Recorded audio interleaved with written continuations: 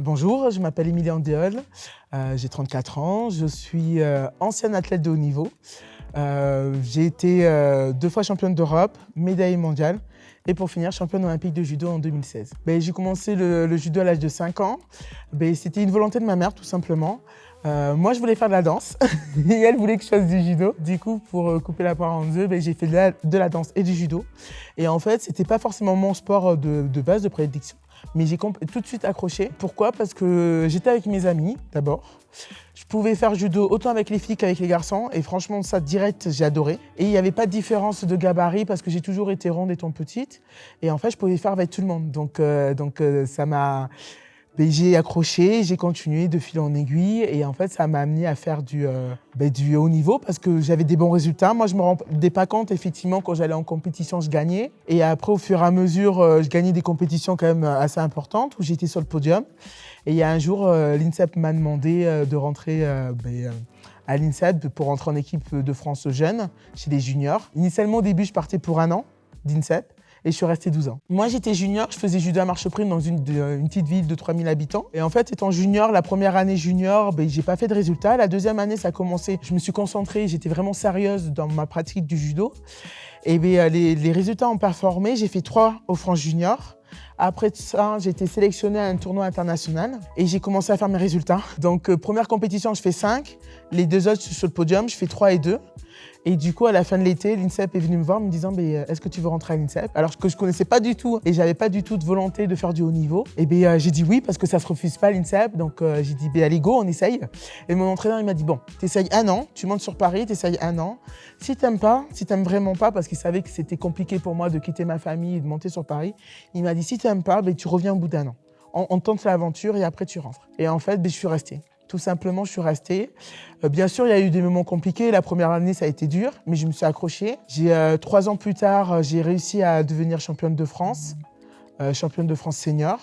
J'ai eu 2 titres en tant que championne de France. Après, j'ai eu une période compliquée où j'ai été pas mal blessée, mais ça m'a permis de me remettre en question et de savoir qu'est-ce que j'avais envie de faire.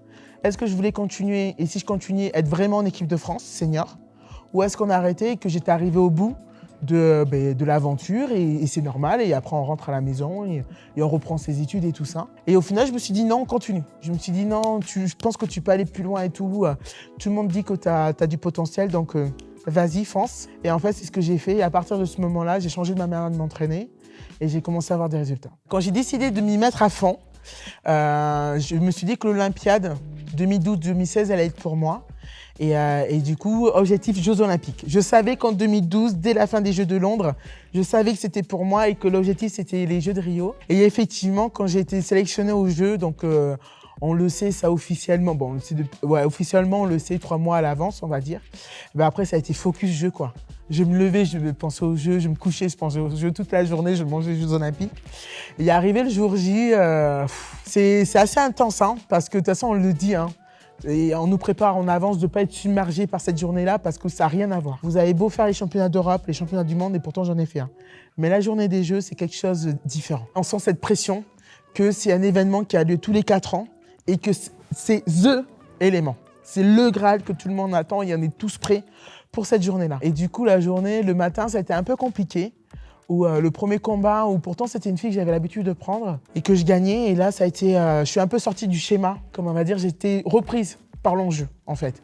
D'un coup, je me suis rendu compte que j'étais aux Jeux Olympiques et le stress et la pression, tout est revenu. Bon, j'ai réussi à m'en sortir, j'ai gagné ce combat-là. Après, le combat d'après, le quart de finale, c'était contre une Tunisienne que j'avais toujours perdu contre elle. Là, franchement, pour vous dire, bête noire, c'était bien une bête noire, où j'avais fait 6 combats contre elle et j'ai perdu les 6. J'avais travaillé en amont parce que je savais que je pouvais la prendre. Avec mon professeur, on avait travaillé la vidéo, j'avais regardé tous ses combats, j'avais travaillé mes points faibles vis-à-vis d'elle. Et ce jour-là, je l'ai gagné. Et je l'ai gagné, voilà, ça a été.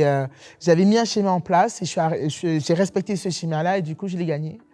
Et je suis arrivée en phase finale, je prenais la championne du monde en titre, la chinoise, où là, ça a été tu peux le faire. Tu vas le faire et tu peux le faire.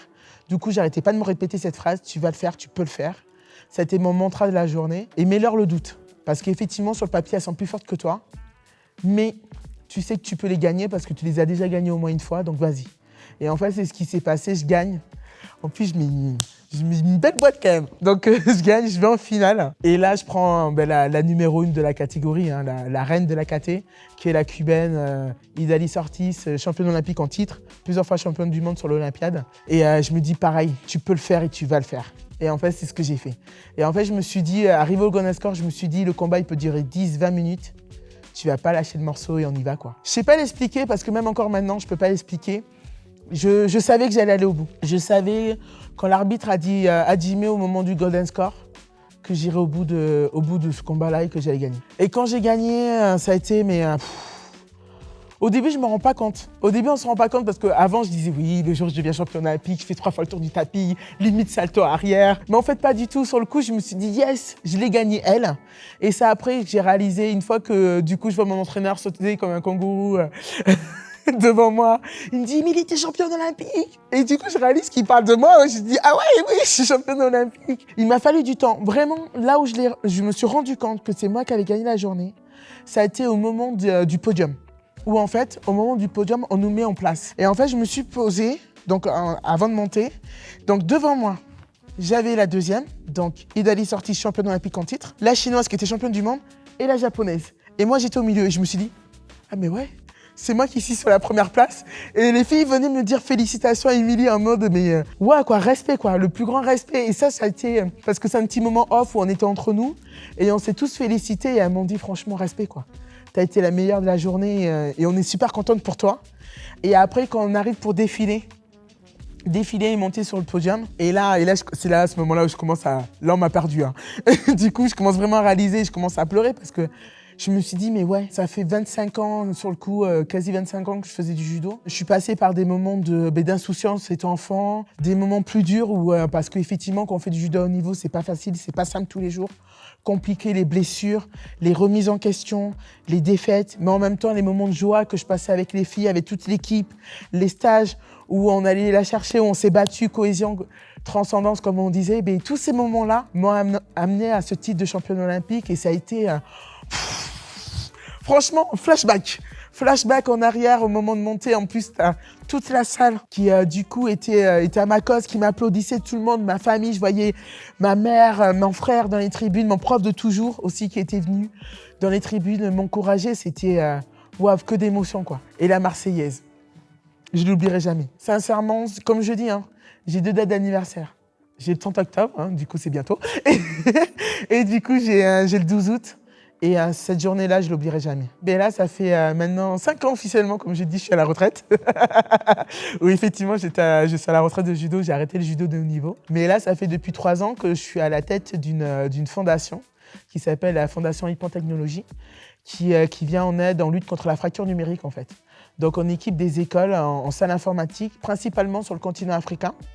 Mais on ouvre maintenant à des nouveaux pays. En même temps, je donne des ordinateurs à des jeunes qui vivent dans les quartiers prioritaires, mais même aussi en zone rurale. En tout cas, à tous les jeunes qui sont éloignés de l'outil informatique. Donc avec l'entreprise, en même temps, voilà, on les sensibilise au métier du numérique parce que c'est un métier d'avenir. On n'y pense pas. Mais il y a plein de métiers, même moi je découvre, hein, parce que je ne connaissais pas du tout ce secteur, même moi je découvre et effectivement il y a pas mal de métiers qui peuvent correspondre à tout le monde. Donc voilà ce que je fais. Et à côté de ça aussi, je suis membre au sein de la Fédération française du judo, où j'essaye de monter des projets, de développer des projets pour justement les licencier. C'est vrai que faire du judo de haut niveau, ça a laissé aussi quelques séquelles, où du coup j'ai de l'arthrose à mes 2 genoux. Donc c'est un peu plus compliqué pour moi. Mais par contre, j'adore justement venir de temps en temps faire les interventions comme ça aujourd'hui avec les enfants pour voir justement, d'un côté les faire rêver aussi parce que c'est pas tous les jours qu'ils peuvent voir une championne olympique, mais aussi passer du temps avec eux. Leur faire découvrir, là comme ce matin, leur faire découvrir le judo, les initier à la pratique. Pour les plus grands, leur montrer des petites techniques et surtout leur faire donner envie de pourquoi pas faire du judo à haut niveau. Mais comme je dis, c'est pas grave si on n'en fait pas. Voilà, moi j'aurais pu ne pas en faire. Hein. Et par hasard, les performances qui sont passées par là, on m'a dit pourquoi pas, tu veux rentrer à l'INSEP? J'ai dit oui, je connaissais pas. Donc voilà, une opportunité de la vie. Et moi c'est ce que j'ai envie d'expliquer aux gens, oui, ça peut nous ouvrir des opportunités. Le code moral par exemple, plus tard, moi je considère que ça construit la personne. Moi ça m'a construite en tant que femme à l'heure actuelle. Et donc pourquoi pas, grâce aux valeurs du judo, et bien leur construire dans leur vie du futur. En plus, ce qui est bien, c'est que tout le monde combat avec tout le monde, petit, grand, et on peut faire tomber tout le monde. C'est pas un sport de garçon, c'est un sport pour tous. De toute façon, il n'y a pas de sport de garçon pour filles, c'est vraiment un sport pour tous, donc allez-y, n'ayez pas peur. Pour les plus grands, c'est pareil. Même si vous n'avez pas fait de judo petit, n'hésitez pas, vous pouvez prendre du plaisir. Il y a différentes pratiques. Vous pouvez faire du judo, comme vous pouvez faire du taïso, comme vous pouvez faire du self-défense. N'hésitez pas. Et pareil, quand on fait de la pratique du judo, si on veut faire du haut niveau, n'hésitez pas. Allez-y, osez. Et en travaillant, on peut y arriver. Je dis pas c'est sûr à 100% qu'on va devenir champion olympique. Pas du tout, hein, parce que ça, c'est pas dit. Mais en tout cas, si on ne travaille pas, on ne le saura jamais. Donc, osez.